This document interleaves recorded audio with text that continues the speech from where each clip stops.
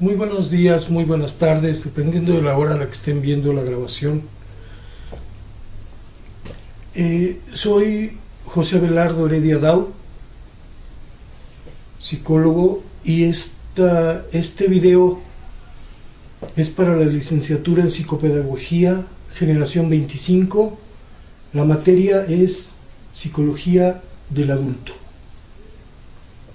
El Instituto Mexicano de Psico-Oncología, ante los recientes eventos de los sismos del día 7 y 19 de septiembre, sobre todo el 19 de septiembre, preocupado principalmente por la integridad de su personal y de sus alumnos,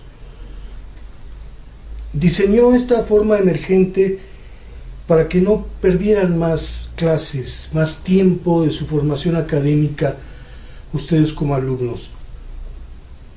Esto es porque, considerando la prioridad y el sistema escolarizado en el que se inscribieron ustedes,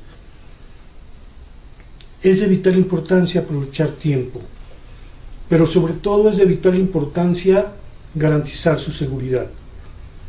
Aun cuando los planteles de IMPO, todos ellos, ya cuentan con el certificado oficial de que no sufrieron daños estructurales, las políticas delegacionales impiden en este momento que se lleven a cabo actos multitudinarios, como son las clases en escuelas incluso particulares. Esta disposición es por parte de las delegaciones políticas, siguiendo directrices de la Secretaría de Educación Pública. En cumplimiento a ello es que todavía permanecemos sin poder asistir a los planteles.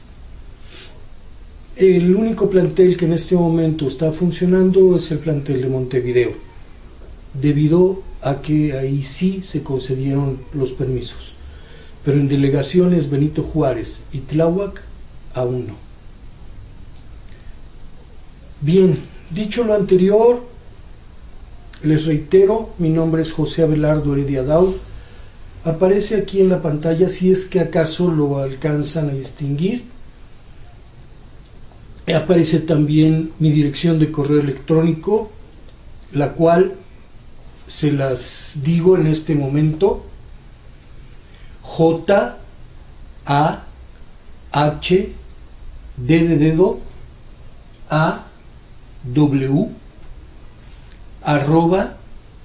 @l-i-de-Inés-v-de-Víctor-e.com. Por favor, a esta dirección electrónica dirijan sus tareas o ensayos que se irán solicitando en el transcurso de la clase. Sin más, de momento entonces, me permito iniciar con ustedes. Psicología del adulto. Primero necesitaremos considerar qué es psicología, aun cuando ya lo han visto en alguna materia anterior, pero no está de más repasar al menos la etimología de la palabra psicología. La psicología viene del griego antiguo, de su raíz psique, logos, ia, psique o alma para los griegos antiguos. Logos, tratado, ia, ciencia, o sea, ciencia que estudia o que trata el alma. Pero considerando el momento histórico de la Grecia antigua, el concepto alma no es exactamente igual al concepto que manejamos nosotros en la actualidad como alma, sobre todo debido a la religiosidad. ¿Quieres pasar? Puesto que el concepto alma en la actualidad está muy ligado a la religión. Sin embargo, en el caso de los griegos, el concepto alma era algo mucho más parecido a lo que en este momento sería el concepto de mente. Por lo tanto, la psicología sería el estudio o el tratado de la mente. En realidad, la definición más aceptada en la actualidad es que la psicología es la ciencia que estudia el comportamiento del ser humano, las razones por las que el ser humano se comporta de determinada forma. Y en esta clase nos ocupa la psicología del adulto. En nuestro país, la etapa adulta oficialmente inicia a los 18 años de edad. Sin embargo, neurofisiológicamente hay una pequeña diferencia, puesto que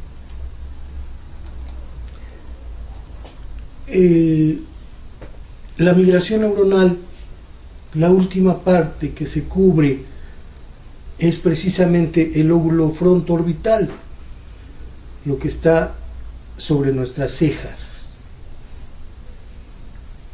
Ahora, en cuanto al adulto, para llegar a la etapa adulta necesitamos habernos desarrollado desde la infancia, la adolescencia, hasta llegar a la adultez. Y a este respecto nos encontramos, mejor dicho, con varias perspectivas teóricas. Una de ellas es, y permítanme un segundo por favor, continuamos, perdonen ustedes, fue únicamente para un ajuste. Las perspectivas o enfoques teóricos, principalmente tenemos la mecanicista o conductista. También tenemos la perspectiva organicista u organísmica, que esta es psicogenética. Y la perspectiva, desde luego, psicoanalítica o psicodinámica, que va a tener mucho que ver con los postulados freudianos. Por último, revisaremos también la perspectiva humanista. Veremos a detalle. En cuanto a la perspectiva mecanicista o conductista, esto es, basada en la conducta, en estímulo y respuesta, desde luego los principales representantes son Watson y Skinner, dos conductistas que basaron sus estudios y sus postulados precisamente en modificación de la conducta mediante estímulos y respuestas. Skinner, sobre todo, postuló que el comportamiento del hombre siempre va a estar definido o supeditado o determinado por las consecuencias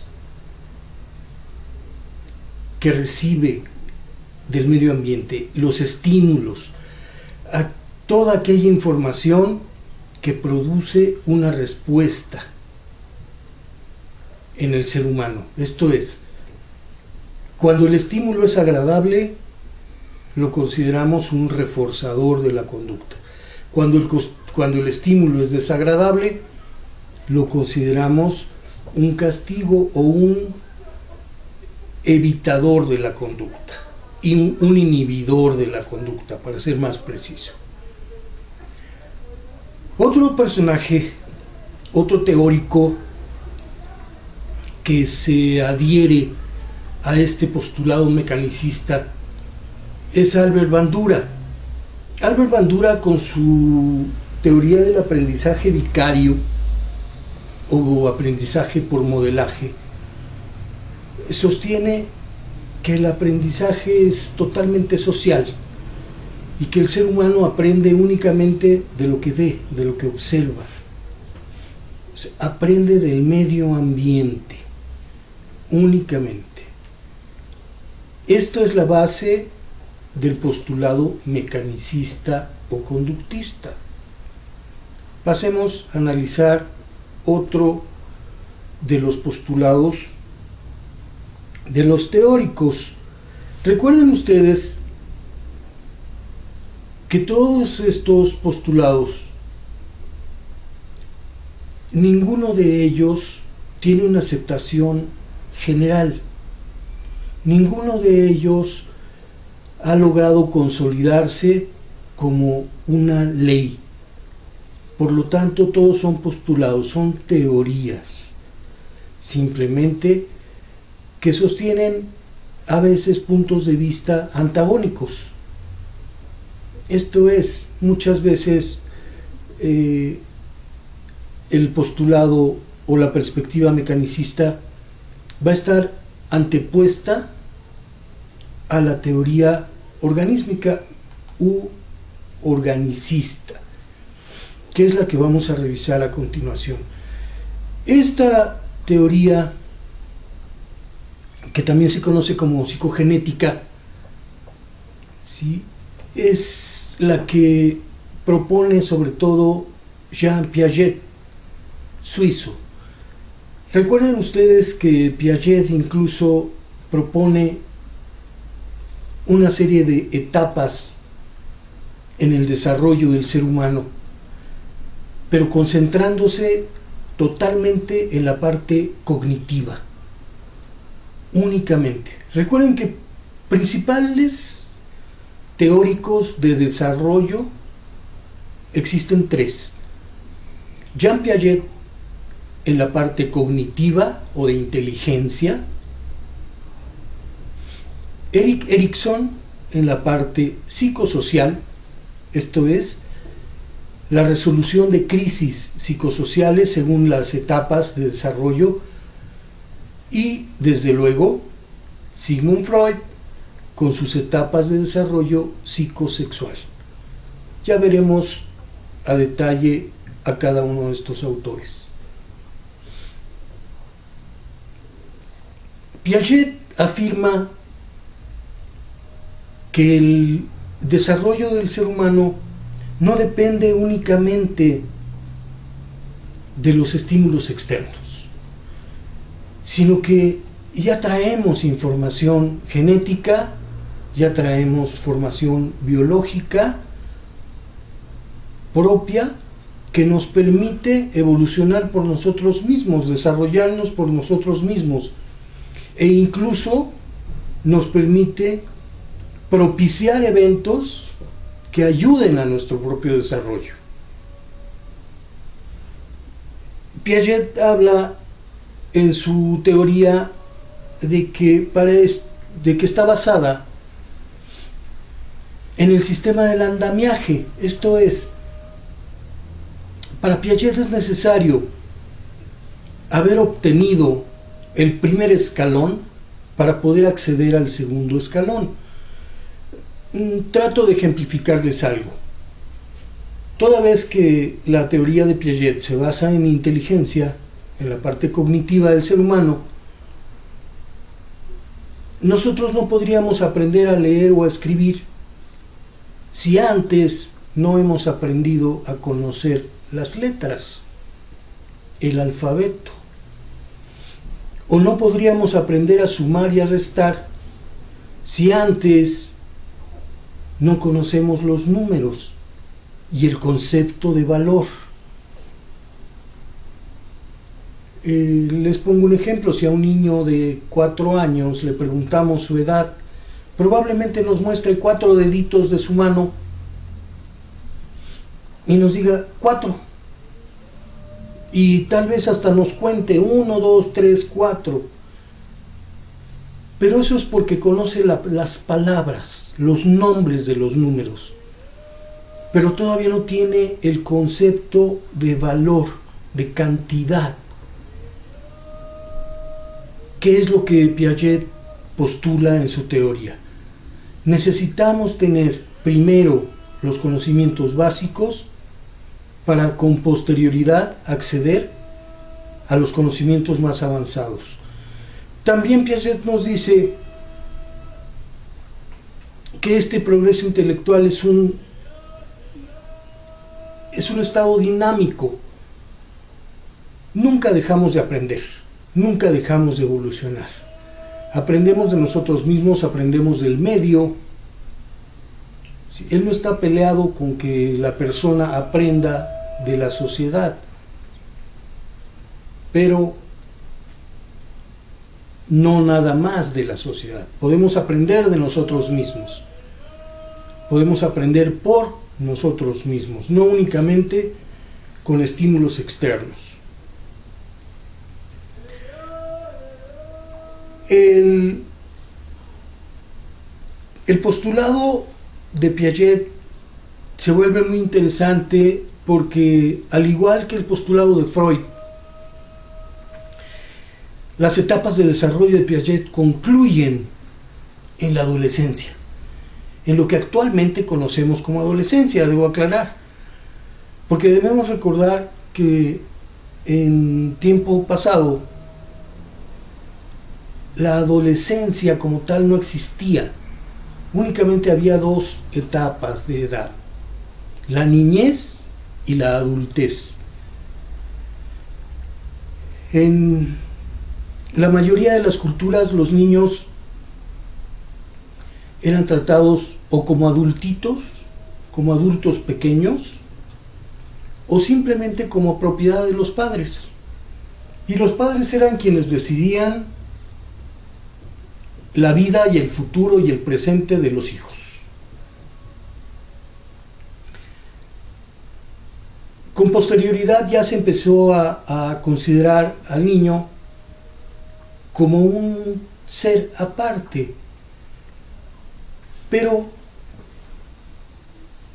simplemente como esas dos etapas. Se dejaba de ser niño y se empezaba a ser adulto. Les pongo el ejemplo, incluso en la actualidad, de la religión judía o judaica, como ustedes prefieran. Los varones a los 12 años se les prepara, se les hace una celebración que se llama Bar Mitzvah, donde el niño deja de ser niño y empieza a ser adulto. O sea, no existe la adolescencia. La adolescencia como tal, en realidad, es un constructo social.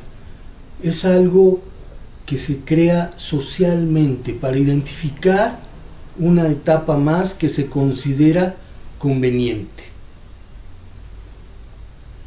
Bien, una vez que vimos a Piaget,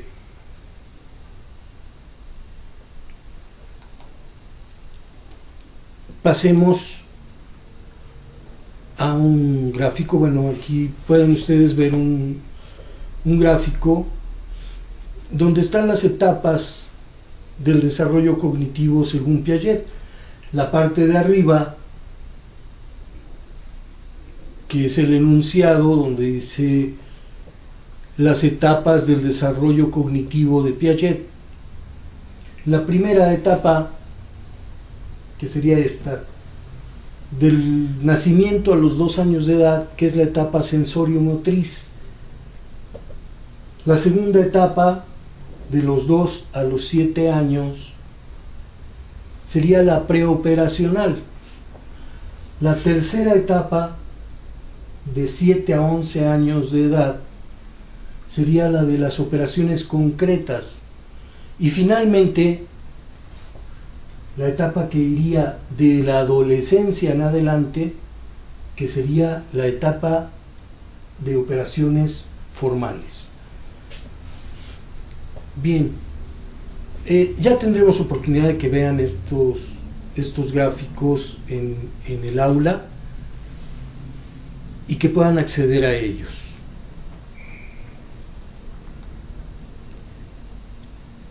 Una vez que vimos a Piaget, pasemos a tratar de hablar un poco acerca de la perspectiva psicoanalítica o psicodinámica.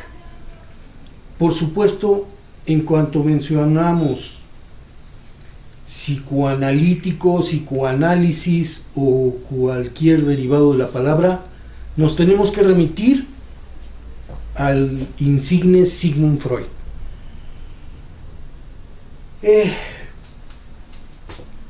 A Freud, que se le considera desde luego el padre del psicoanálisis.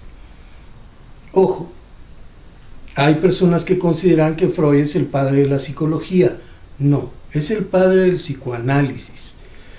De la psicología, la paternidad se la deberíamos atribuir a Wilhelm Wundt, porque gracias a él la psicología se separa de la filosofía y se considera ya como una ciencia aparte. Pero estamos hablando de Freud. Freud postula que todo nuestro comportamiento, todo nuestro desarrollo, todo nuestro aprendizaje, nuestra conducta y demás está determinado por pulsiones internas. Y esto se parece mucho, desde luego, a que sea algo biológico, pero únicamente biológico. Para Freud, todos nuestros actos, nuestras omisiones, son determinadas y determinados por las pulsiones que generamos al interior. Pulsiones que tienen mucho que ver con nuestras motivaciones primarias. Y desde luego, desde el punto de vista de Freud, con motivaciones sexuales. ¿Por qué es esto? Porque para Freud el impulso sexual es el impulso de vida, pero también es el impulso que está ligado al impulso de muerte, que son los dos impulsos básicos en el ser humano, Eros y Thanatos. Entonces, Freud nos dice que en realidad, aun cuando nuestra psique tiene tres dimensiones, que son el consciente, el preconsciente y el inconsciente, quien en realidad nos está dominando o mandando es el inconsciente, porque ahí es donde se generan todas las pulsiones que nos mueven, que nos motivan y que nos emocionan.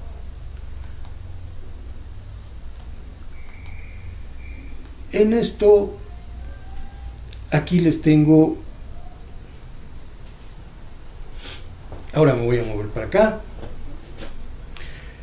Esta es otra gráfica con las etapas de desarrollo según Freud. Aquí tenemos fases de Sigmund Freud. La primera fase, que es esta, espero que estén viendo el señalamiento, es la etapa oral, que va, según Freud, del nacimiento hasta los 18 meses, año y medio de edad, donde el foco de placer y control es la boca. Después del año y medio hasta los 3 o 4 años, viene la etapa anal, donde el placer, según Freud, el placer y el control se encuentra en los esfínteres. Van a ver ustedes que la gráfica habla del ano únicamente, pero en realidad son ambos esfínteres. ¿Por qué? Porque el retener, ya sea las heces fecales o la orina, es una forma de control para el niño. O no retener, y es una forma de protesta o de llamar la atención o de obtener placer. La siguiente etapa, la etapa fálica o edípica, que va de los 3 o 4 años a los 7 más o menos, entre los 4 y 7. El foco de placer son los genitales. No, esto no es porque el niño tenga ya una idea clara de la genitalidad, es simplemente porque en ese momento está descubriendo que en la parte genital tiene sensaciones. Tiene sensaciones y a veces disfruta tocándose. No es que el niño se masturbe, todavía no tiene el concepto de masturbación el niño. Y esto ustedes, psicopedagogas, psicopedagogos, cuando trabajen con educación básica, probablemente algún papá o alguna asistente educativa llegue con ustedes para decirles que qué miedo, un niño, una niña se está masturbando con la mesita de su pupitre, se recarga y se frota los genitales. Perdón. Sí, en efecto lo hacen, pero no es un acto de masturbación, es simplemente que están obteniendo placer. ¿Por qué? Porque al tocar su zona genital obtienen placer. Nada más, pero es autoconocimiento. Ellos están reconociendo su cuerpo, esa parte de su cuerpo. La siguiente etapa, que va de los 5 o 6 años a los 12, es la etapa de latencia. Esto es, aquí lo sexual se ve disminuido para darle paso al aprendizaje, a una parte cognitiva. A una parte cognitiva, pero siempre dependiente del físico, siempre dependiente de lo biológico.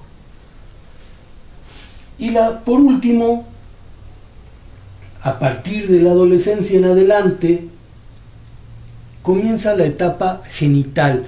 Aquí sí ya podemos hablar de que la persona ya está plenamente consciente de su genitalidad y de su sexualidad. Perdón, permítanme tomar un poco de líquido.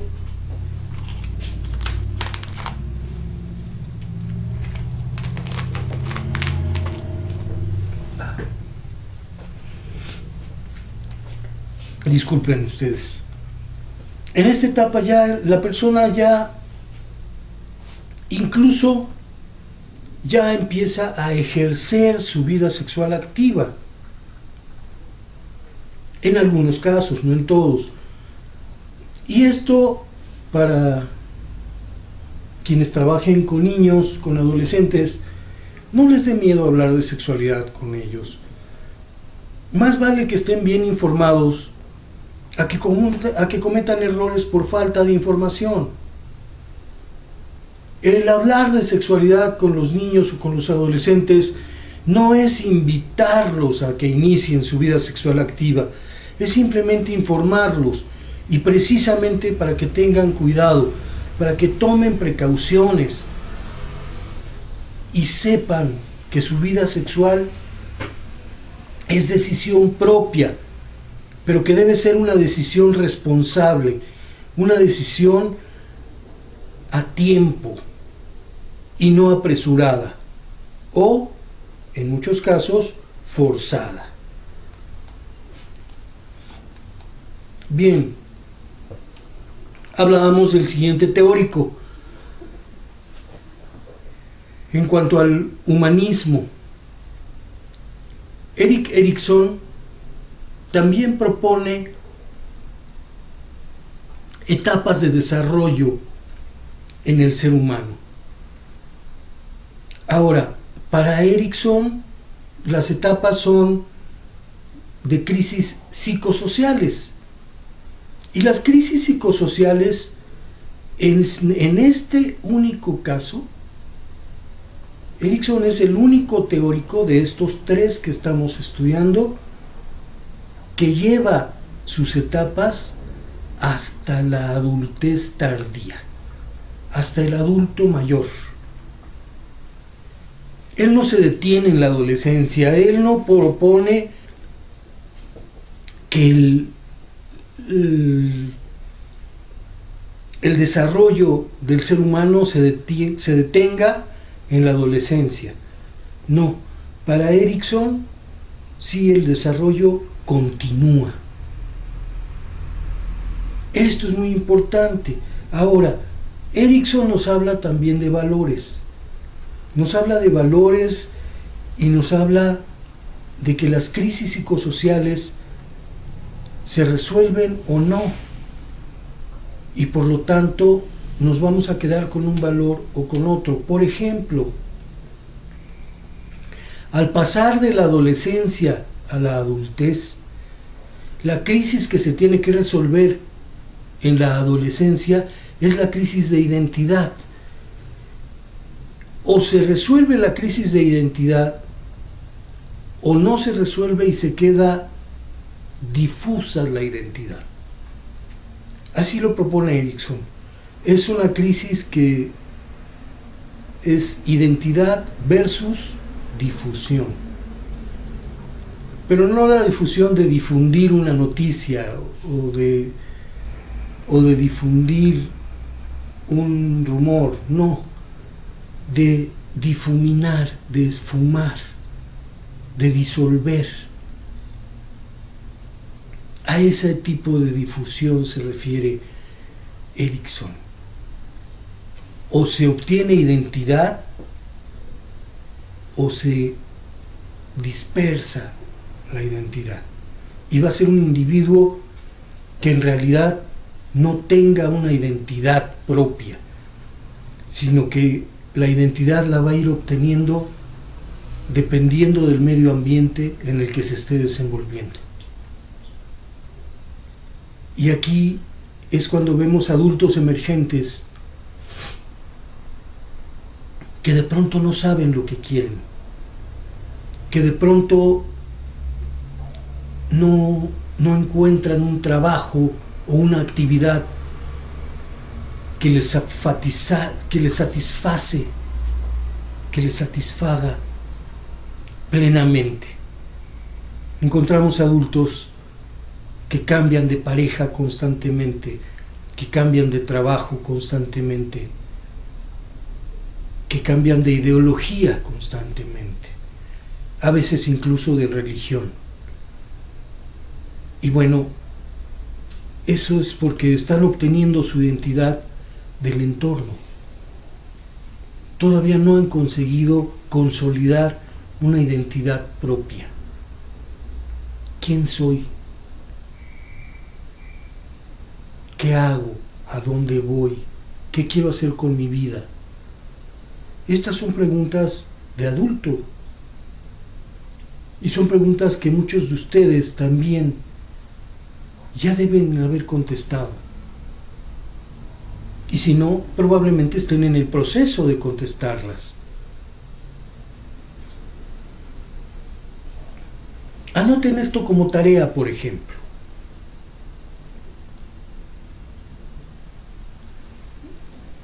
Envíenme por favor al correo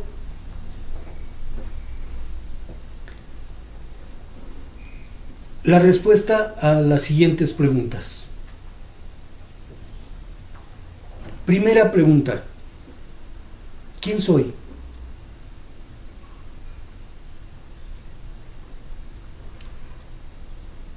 Segunda pregunta: ¿quién soy para los demás?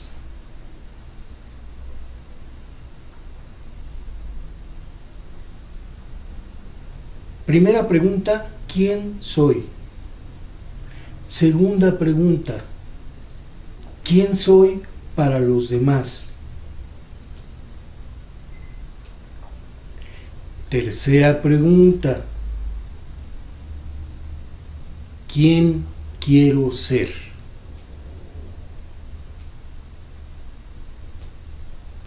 Primera pregunta: ¿quién soy? Segunda pregunta: ¿quién soy para los demás? Tercera pregunta: ¿quién quiero ser?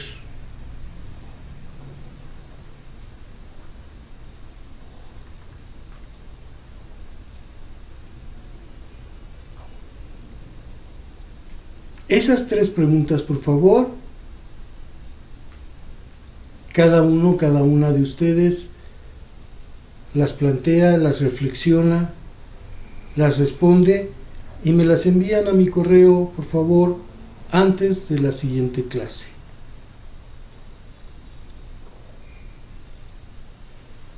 Espero que vayamos bien.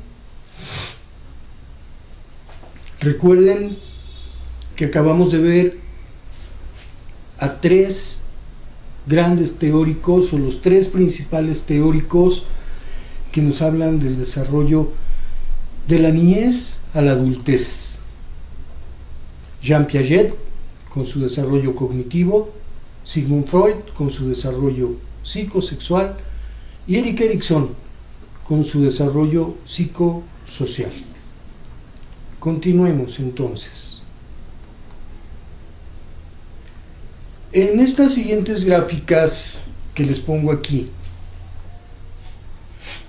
que ya tendrán la oportunidad de verlas en el salón de clase, se las preparé para que vean ustedes precisamente las propuestas de los tres teóricos que acabo de mencionar, uno al lado del otro. En la primera columna tenemos a Erik Erikson, en la segunda tenemos a Sigmund Freud y en la tercera tenemos a Jean Piaget. Y esto curiosamente les va a dar una idea, si lo analizan adecuadamente, más que de antagonismo entre las propuestas de los tres teóricos, pudiéramos encontrar incluso cierta complementariedad. ¿Por qué? Porque en realidad el ser humano es un ser social por naturaleza, y esto tendría que ver con las crisis psicosociales propuestas por Erikson. Pero también somos seres sexuales y sexuados, y que nos movemos por pulsiones, y eso tendría que ver con la propuesta de Sigmund Freud. Y desde luego, algo de lo que presume la especie humana es que somos seres inteligentes. No en balde ahora ya no solo somos Homo sapiens. Recuerden que ya los antropólogos dicen que somos Homo sapiens sapiens, doblemente sapiens. Bueno, eso concordaría muy bien con la teoría de Jean Piaget. Dense cuenta entonces que más que antagonizar, en realidad son complementarios, y nosotros así lo podemos ver, como tres teorías complementarias, tres teorías que nos llevan a entender cómo evoluciona, cómo se desarrolla el ser humano de la niñez a la adultez.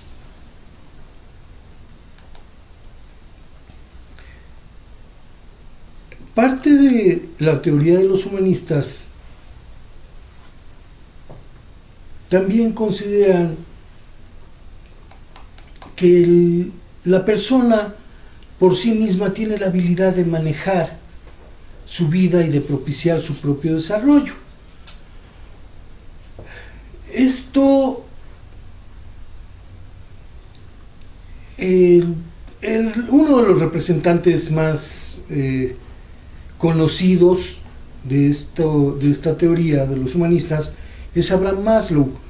Recordarán ustedes la famosa pirámide de Maslow, la pirámide de las necesidades humanas de Maslow. Bien, es lo que lo hizo más famoso.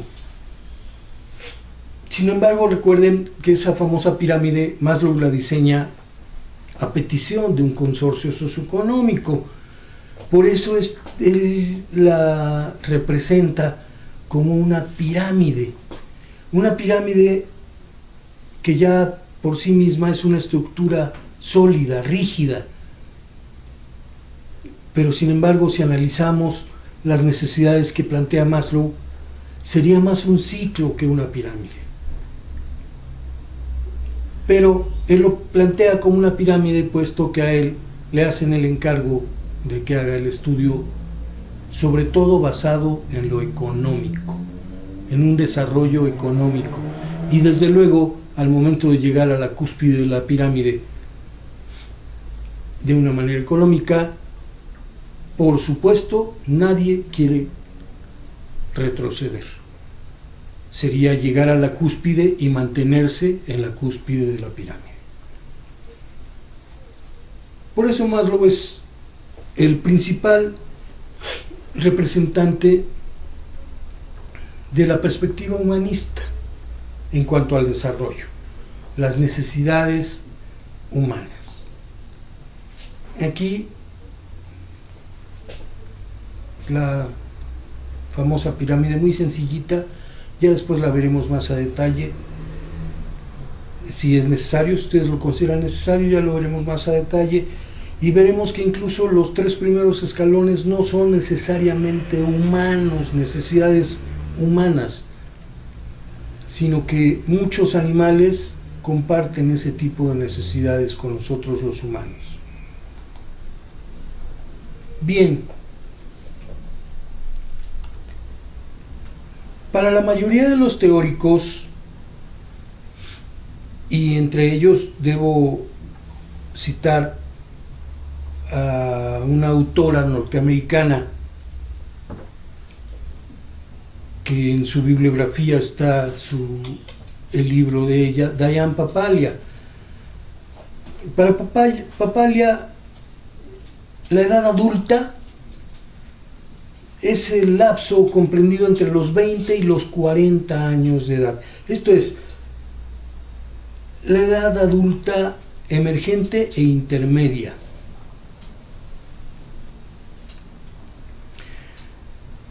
¿Por qué? Porque en el rango inicial,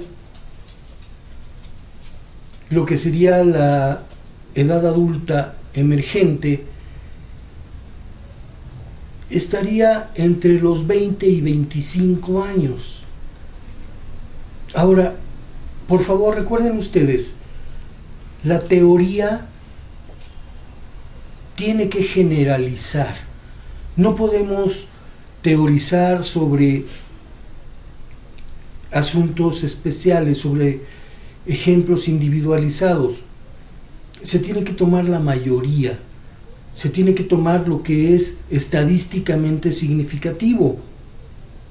Entonces, para poder teorizar, necesitamos generalizar, forzosamente. Entonces nos vamos a encontrar con que la adultez temprana o emergente está entre los 20 y 25. Sí, yo sé que ustedes me van a decir, pero es que hay adolescentes que desde los 12 años ya son adultos, ya piensan como adultos y actúan como adultos. Sí, claro, son casos excepcionales. Y de igual forma, hay adultos de 40 o 50 años que todavía se comportan como adolescentes. Los famosos chavos rucos o chavas rucas también, no discriminen por género. Sí, pero recuerden ustedes, estamos hablando de teoría y necesitamos generalizar.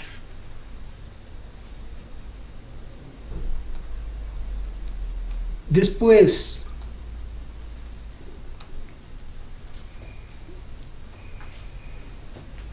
nos vamos a encontrar precisamente en cuanto a estadística,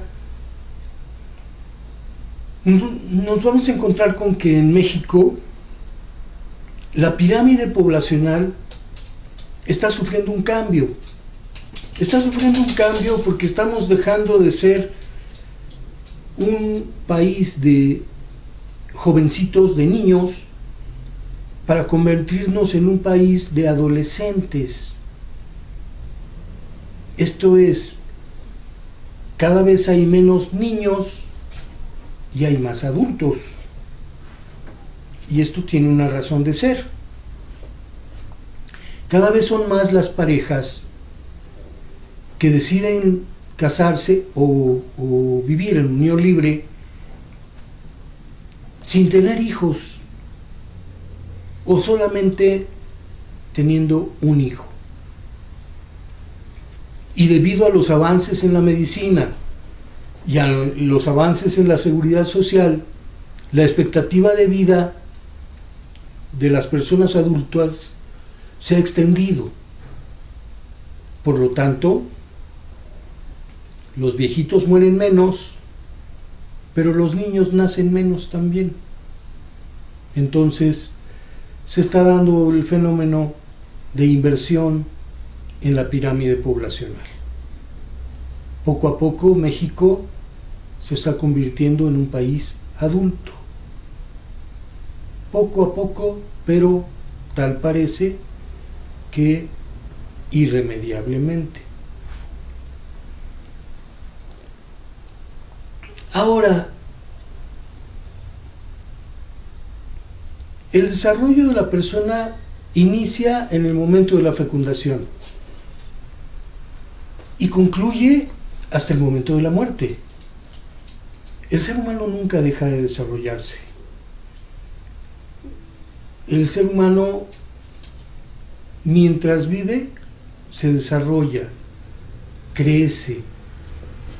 Claro, envejecemos, como podemos ver aquí en esta gráfica. Sin embargo, el desarrollo es vida. Únicamente lo que está vivo puede desarrollarse. Una silla no se desarrolla. Un automóvil no se desarrolla. Necesita haber vida para que pueda haber desarrollo. Y por supuesto, parte del desarrollo es también la muerte.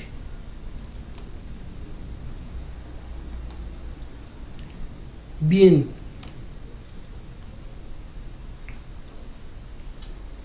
en la teoría de Erikson de crisis psicosociales, la podemos también incluir en lo que es un modelo de desarrollo del adulto que se llama un modelo de crisis normativa. ¿Qué quiere decir esto? Que la secuencia de cambios sociales, conductuales, comportamentales, emocionales, van relacionados con la edad. Conforme vamos avanzando en edad, vamos avanzando también en nuestro comportamiento, nuestra conducta social, individual, familiar, va cambiando. Incluso nuestras emociones van cambiando, sobre todo la forma en que expresamos nuestras emociones.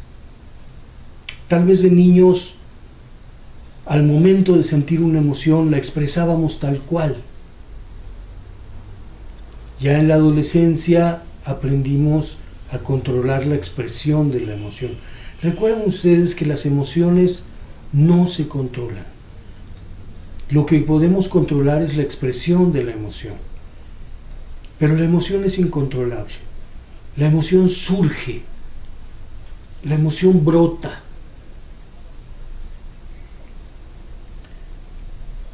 Este modelo de crisis normativa cae muy bien dentro del postulado de Erikson.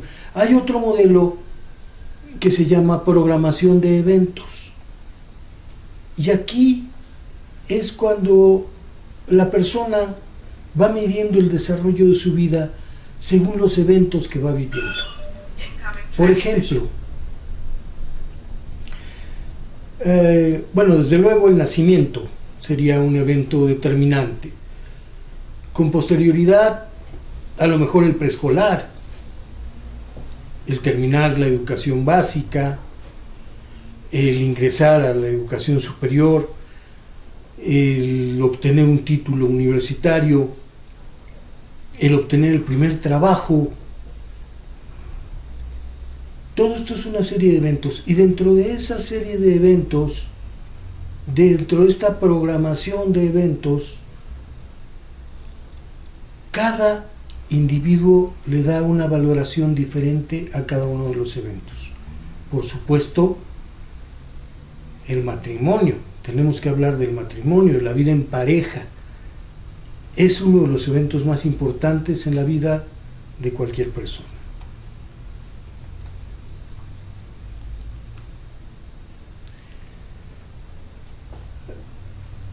Tanto Freud como Erikson proponen la solución de conflictos de las diferentes etapas. Freud, desde luego, al hablar de su etapa oral, anal, etc., habla de que se deben solucionar y de que en la edad adulta puede haber regresiones a alguna de estas etapas. Y, por ejemplo, algo típico que podríamos considerar desde el punto de vista freudiano o psicoanalítico es que una persona alcohólica, por ejemplo, que padece alcoholismo, sería una persona con una regresión a la etapa oral. ¿Por qué? Porque está obteniendo su satisfactor únicamente por la boca. Y varias de las adicciones, por ejemplo, las podríamos considerar como una regresión a la etapa oral. Esto, recuerden ustedes que Freud interrumpe sus etapas en la adolescencia. Para Freud, de la adolescencia en adelante ya todo es adultez. Y para Erikson no. Y esto tiene una razón de ser muy sencilla. Tanto Freud como Piaget son anteriores a Erik Erikson. Erik Erikson es, ¿qué les puedo decir? Como aproximadamente 40, 50 años después de Freud y de Erikson, y por lo tanto Erikson ya manejaba el constructo, el concepto de adolescencia antes de la adultez. Por eso es que él desarrolla más sus etapas y las lleva hasta la adultez tardía. ¿Sí? Gran parte de el ser adulto es la necesidad de autonomía, la necesidad de independizarse de la autoridad o del yugo paterno-materno. ¿Y por qué es esto? Pues en gran parte tenemos que darle la razón a Freud. En gran parte es por el impulso sexual. Porque el adulto emergente quiere ya iniciar su vida sexual activa de manera libre, de manera autónoma, ya sin estar sujeto al paternaje, a la autoridad paterna, a la autoridad materna.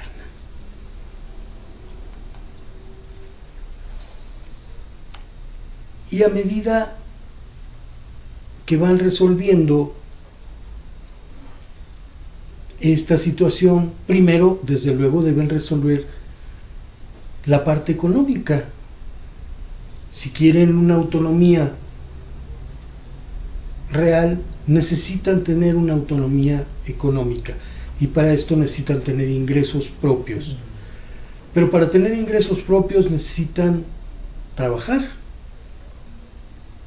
Y muchas veces el adulto emergente todavía no concluye con su formación académica. El adulto emergente todavía está por concluir su formación académica. Por lo tanto, esta autonomía económica todavía no llega. Al menos no llega con la celeridad que él quisiera. Ahora, parte de esta postura del desarrollo es también que empiezan a surgir los mecanismos de defensa. Los mecanismos de defensa del yo. Aquí debo sugerirles una lectura. Lean, por favor, es un librito muy pequeño, muy fácil de leer. Se llama El yo y los mecanismos de defensa. autora Anna Freud, la hija de Sigmund Freud. Ahí van a notar ustedes que se habla de varios mecanismos de defensa, como son la proyección, la negación, la sublimación, etc. ¿Sí? Y dentro de estos mecanismos de defensa también debemos notar que existen mecanismos maduros, como son, por ejemplo, el uso del humor o la filantropía, el querer ayudar a otras personas. Y los mecanismos inmaduros, que son en ocasiones somatizar alguna carga de estrés. Somatizarlo quiero decir que el estrés nos produce dolor de cabeza, dolores musculares, dolores de espalda, etc. Incluso podemos llegar a distorsionar la realidad. Y también existen los mecanismos neuróticos, donde ya hay una represión de la ansiedad, donde ya hay una intelectualización de todos nuestros temores, ¿sí? Y que esto nos puede llevar a trastornos mucho más serios. Bien, en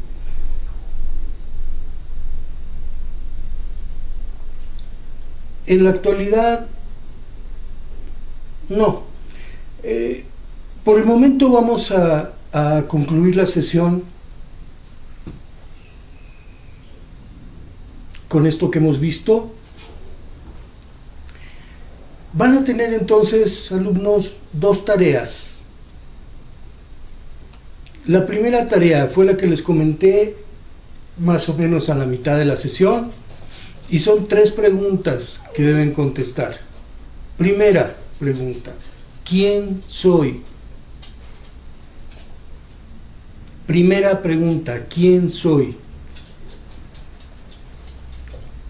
Segunda pregunta: ¿quién soy para los demás? Segunda pregunta: ¿quién soy para los demás? Tercera pregunta: ¿quién quiero ser?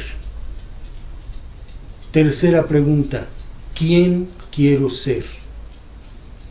Repito las 3 de manera seguidita. Primera: ¿quién soy? Segunda: ¿quién soy para los demás? Tercera: ¿quién quiero ser? Y la segunda tarea: un resumen de esta sesión. Lo que hayan asimilado de esta sesión.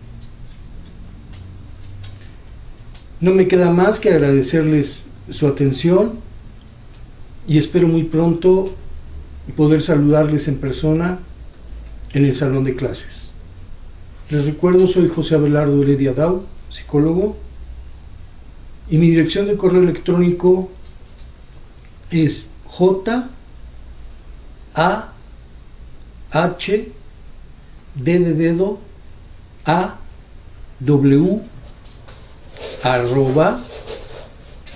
@L de Lima, I de Inés, V de Víctor, E de eco.com.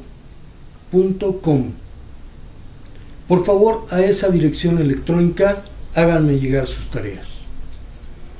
Que tengan ustedes un excelente día.